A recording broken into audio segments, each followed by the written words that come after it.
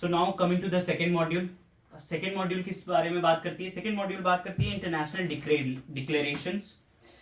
कितने international conventions हुए थे और डिक्लेरेशंस हुए थे, इससे क्वेश्चंस बहुत बनते हैं और एमसीक्यूज अच्छे खासे बनते हैं, क्योंकि इसमें हमें रटना होता है कि स्टॉकहोम में क्या हुआ था, रियो डिक्लेरेशन में क्या हुआ था, फिर जोहान्सबर्ग में क्या हुआ था, ये सब, और पेरिस एग्रीमेंट में क्या हुआ था, ये हमें याद करना है।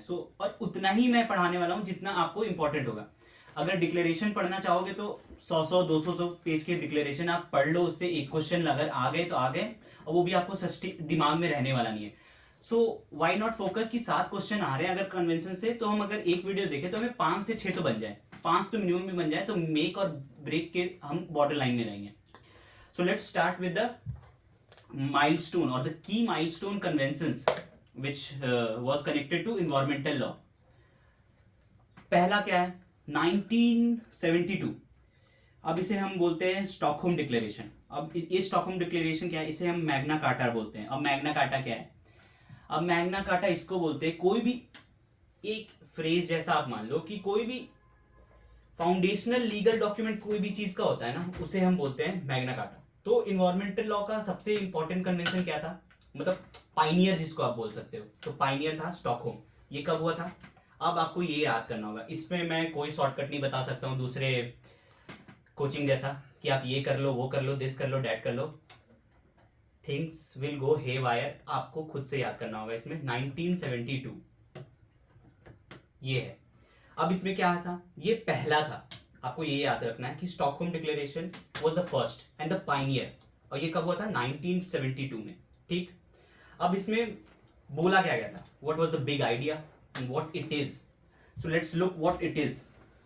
It is very first UN convention जो मैंने आपको बताया, Magna Carta, because it give birth to the modern international environmental law. यही था जिसके बाद कंट्रीज अपने एनवायरमेंटल लॉ को बनाया। बहुत सारी कंट्री ने लाया इन्वायरमेंटल लॉ, बहुत सारी कंट्री ने बहुत सारी चीजों को अमेंड की। तो ये था हमारा Stockholm declaration. What was the big idea about it? So let's read what was the big idea for the Magna Carta. It established that while nation have the sovereign right to exploit their resources. आप समझ रहे हो? मतलब nation के पास right है resources को exploit करने का, बट इसमें अलग नेक्स्ट क्लॉज क्या है, नेक्स्ट लाइन क्या है कॉमा के बाद, वो पढ़ो आप। They have a strict responsibility to ensure their activities do not harm the environment of other nation. मतलब समझ रहे हो? एक कंट्री सपोज करो कंट्री आई है, I am not naming any country, suppose country I है, वो इन्वायरमेंटल लॉ इन्वायरमेंट का पूरा यूज कर रही है। अब उसके बगल एक कंट्री है, कंट्री पी, और should I name it XYZ। अब उसको हार्म होगा तो ये नहीं कर सकते हम, ऑल्दो हमें मन हो हार्म करने के उस कंट्री को, बट हम कर नहीं सकते हैं स्टॉकहोम डिक्लेरेशन के द्वारा। समझे? तो ये हो सकता है। तो ये क्या बोलता है? You have the right to exploit your resources. आप रगड़ के एक्सप्लॉइट करो रिसोर्सेज, कोई दिक्कत नहीं, बट आप दूसरे को एक्सप्लॉइट नहीं कर सकते हो। समझ रहे हो? It also led to the creation of UNEP। अब UNEP क्या है?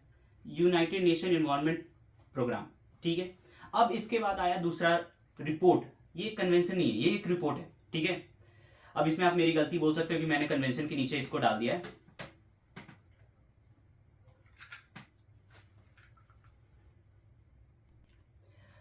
अब दूसरा क्या है?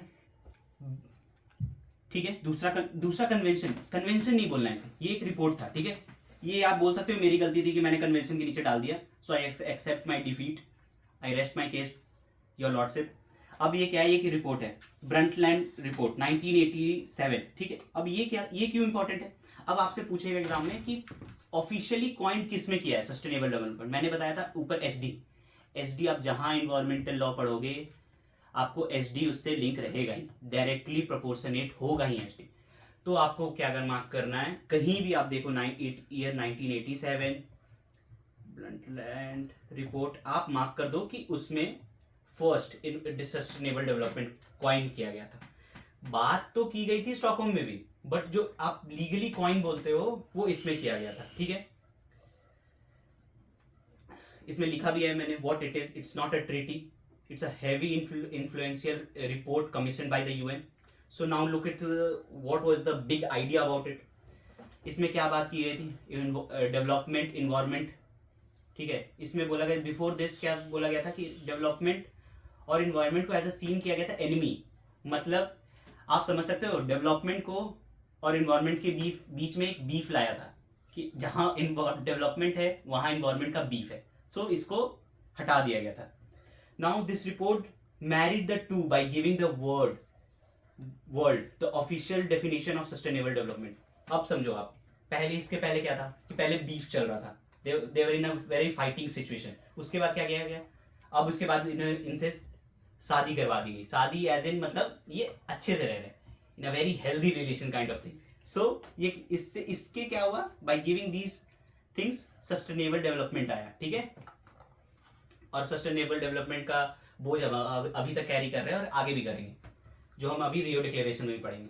सो now coming to the one of the most important declaration that was 1992 का अर्थ समिट, ठीक है। अब इसे और क्या बोलते हैं, इसे रियो डिक्लेरेशन भी बोलते हैं, ठीक है।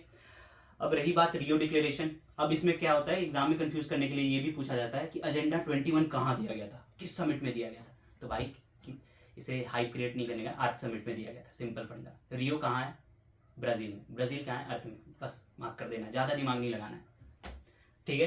एजेंडा 21, ठीक है। अब इसमें देखना है what it is, arguably the most important environmental summit in the history, ठीक है। इंपॉर्टेंट था, अब मोस्ट था कि नहीं था उससे हमें मतलब नहीं है, हमें किस चीज से मतलब है कि हमें एजेंडा 21 किस में बताया गया, एजेंडा 21 रियो डिक्लेरेशन में बताया गया, बात खत्म, ठीक है। बिग आइडिया क्या था, it took from the concept of Stockholm and Brundtland.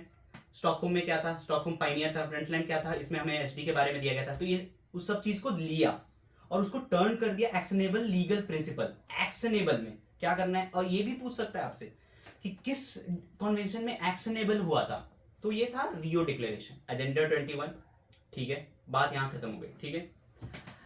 अब आया इसमें दो मेजर ट्रीटीज भी साइन हुए थे। अब दो मेजर ट्रीटीज आपको याद रखना होगा, ठीक है। एक था यूएनएफसीसीसी ट्रिपल सी, ठीक है। ट्रिपल एच वाला एच नहीं, सी, ठीक है। UN United Nation framework convention on climate change, ठीक है। यूएनएफ 3 बार सी, ठीक है। United Nation framework convention on climate change, ठीक है। दूसरी क्या हुई थी, convention of biological diversity, CBD. इसके बारे में हम आगे पढ़ेंगे, ठीक है। और जो हम आगे पढ़ेंगे थर्ड मॉड्यूल में वो है प्रिंसिपल्स। जो बथेरे केस है, एमसी मेहता के भरे हुए केसेस है। दो one of the most important principle है, एक है पीपी और एक है PPP.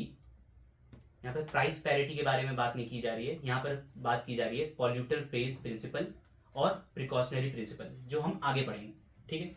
Now coming to the, हम अब आ गए 21st सेंचुरी में, ठीक है। हमने स्टार्ट कहाँ से किया था, हमने स्टार्ट किया था 1972 से। 72 के बाद हम कम जब जंप किए 15 साल बाद 1987 में, ठीक है। उसके बाद हम आए 1992 में, जिसको मैंने बताया अर्थ समिट बोल दो, रियो डिक्लेरेशन बोल दो, एजेंडा 21 बोल दो, नेम इट, जो भी आपको नेम करना है, आंसर आपको एजेंडा 21 में रियो डिक्लेरेशन या अर्थ समिट मानना 1992 का। बस बात यहाँ खत्म हो गई। दो फ्रेमवर्क आई थी, यूएनएफसीसीसी और सीबीडी, जिसके बारे में हम आगे पढ़ेंगे। अब हम आते हैं 21st सेंचुरी में, जोहान्सबर्ग डिक्लेरेशन, ठीक है। अब इसमें क्या हुआ, मैंने क्या बोला था, एसडी चलते रहेगा। एसडी को हम और इलेबोरेट करते जाएंगे, हम एज अ आर्टिकल 21 करते जाएंगे, हम इसे और खोलते जाएंगे, ठीक है। Focused on the plan of implementation of SD, ठीक है। अभी तक हम एसडी क्या है, एसडी को हमने पहले में बताया, फिर हमने कॉइन कर दिया, अब हम क्या इम्प्लीमेंटेशन कर रहे हैं एसडी का, कि सब कंट्री इम्प्लीमेंटेशन कर रही है एसडी का, ठीक है।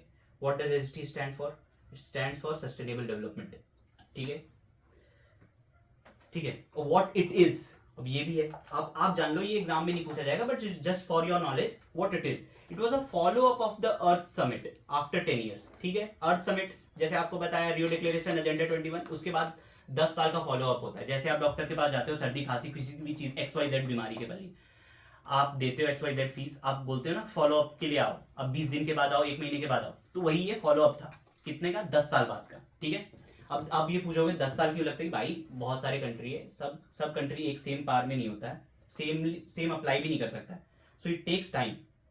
अब XYZ कंट्री, आई कंट्री बहुत ग्रोइंग कंट्री, और अब P कंट्री जो नॉट सो ग्रोइंग है, जिसका दिमाग कहीं और है, तो उसको टाइम लगेगा भाई। तो 10 साल का हम वो करते हैं, क्या बोलते हैं, 10 साल के बाद फॉलो अप लेते हैं। अब आया 2012, ठीक है, the UN convention on sustainable development. अब इसके लिए अलग से कन्वेंशन डाल दी गई। अब आप देखते जाओ SD के बारे में कितनी बातें होती हैं, ठीक है। अब इसमें क्या था, इसमें गोल्स जो था ना, हमारा SD का जो गोल्स था कि ये करना है, हमें ये करना है, हमें फ्यूचर जनरेशन के लिए बचाना है, हमें यूज ऐसे करना है चीजें कि हम फ्यूचर जनरेशन के लिए बचा पाए। तो इसको हमें एक्टिव लेजिस्लेटिव इम्प्लीमेंटेशन करना है, मतलब जो SD है उसको हम एक्टिवली लेजिस्लेशन में इम्प्लाई कर दें, ठीक है। अब ये क्या था, अब आप पूछोगे ये क्या था, ये 20वां साल गिरा था अर्थ समिट का, मतलब 20 साल के बाद फॉलो अप था, यू नेम इट, एनिवर्सरी बोल दो या फॉलो अप बोल दो, कुछ भी था, ये 20 साल के बाद का उसका फॉलो अप था। आपको क्या याद रखना है, अर्थ समिट 1992, रियो डिक्लेरेशन। उसके 10 साल के बाद क्या था, जोहान्सबर्ग, जैसे स्कारलेट जोहानसन होती है, उससे आप याद कर लो जोहान्सबर्ग डिक्लेरेशन, ठीक है, वो 10 साल का था। अब 20 साल के बाद क्या है, UN declaration on sustainable development, Rio+20।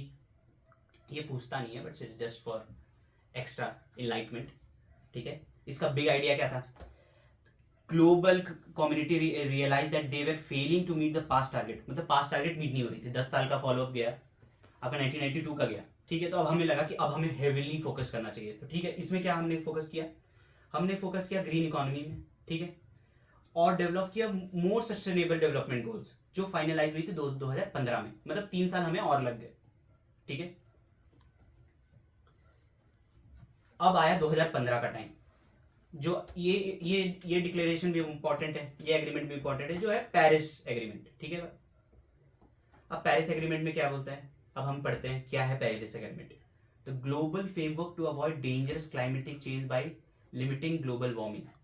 कुछ नहीं बोल रहा है, ये बोल रहा है कि हमें ग्लोबल वार्मिंग को कम करना है, लिमिट करना है, सिंपल लेमैन लैंग्वेज में ग्लोबल वार्मिंग को लिमिट कर देना है। व्हाट इट इज, अब हम देखते हैं ये है क्या। It's a legally binding international treaty on climate change.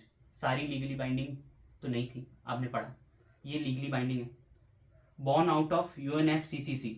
अब आप देखोगे UNFCCC किस में आया था, अब हमारा थोड़ा सा रिवीजन भी हो जाएगा। 1992 Rio declaration, UNFCCC United Nation framework convention on climate change, UNFCCC, ठीक है, जो स्टैब्लिश हुआ था रियो डिक्लेरेशन में, ठीक है। अब इसमें देखो, अब हमें देखना है टेक्निकल बातें, ये टेक्निकल बातें हमें याद करना है, और हमें और कुछ कर नहीं सकते, ठीक है। द बिग आइडिया, इससे पूछ सकते हैं एग्जाम में क्वेश्चन, अगर आप बहुत इन डेप्थ जाओगे तो आप पूछ सकते हो, ठीक है। तो अब हम देखना है कि पूछ क्या सकते हैं, ठीक है। It sets a hard numerical target, hard, ठीक है, to hold the increase in the global average temperature to below 2 degree Celsius, 2 degree Celsius से, ठीक है, above pre-industrial level while pursuing the effort to limit the increase to 1.5 degree Celsius, ठीक है। और हमें एक और कॉन्सेप्ट से इंट्रोड्यूस करवाया, वो कॉन्सेप्ट क्या था, NDC।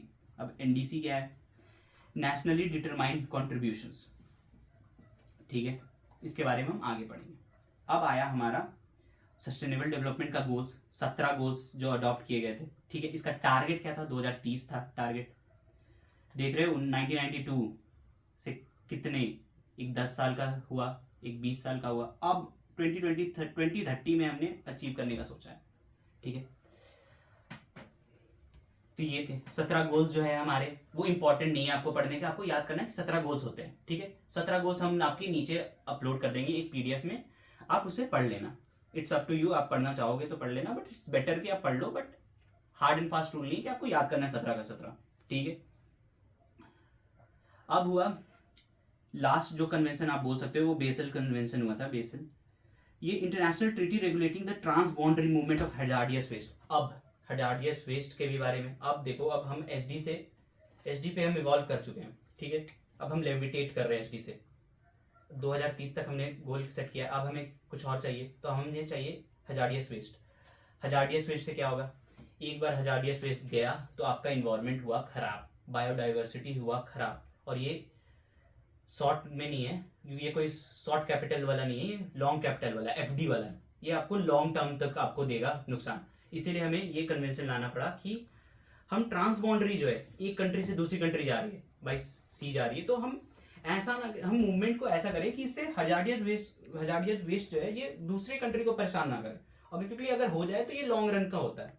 ठीक है, ये था हमारा मॉड्यूल 2। अब हमारे को करना है मॉड्यूल 3।